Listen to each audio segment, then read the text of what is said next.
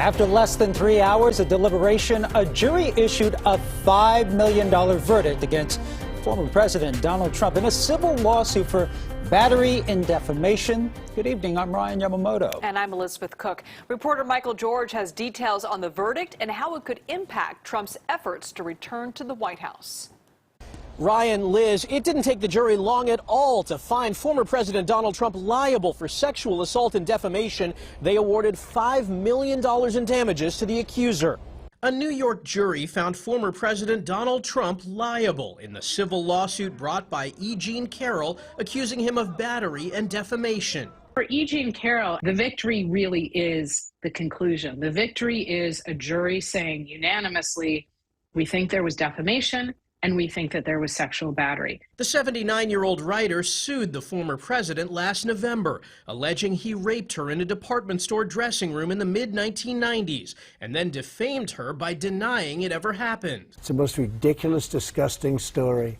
It was just made up. Trump did not take the stand and didn't appear at the trial. Jurors did watch the former president's videotaped deposition. And I said it, and I say it with as much respect as I can, but she is not my type. Jurors were also shown the Access Hollywood tape made public just before the 2016 election.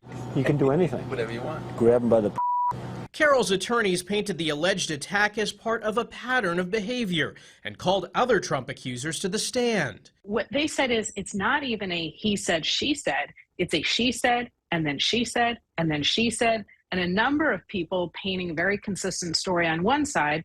And then there is the other side where the former president said, I didn't do it. Attorneys for Trump argued Carroll was trying to profit from a false story and questioned her memory.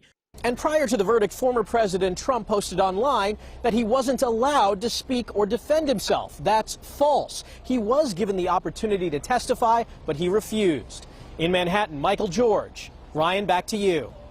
Thank you, Michael. And former President Trump still facing more legal trouble on a number of fronts. Right now, there are 4 investigations. The Department of Justice has a special counsel looking into the classified documents found at Trump's home in Mar-a-Lago and efforts to interfere with the 2020 election.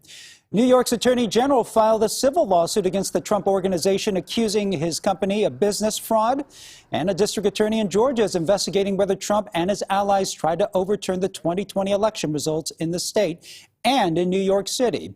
The former president has been charged with 34 counts of falsifying business records, all related to hush money payments. He has pleaded not guilty to those charges.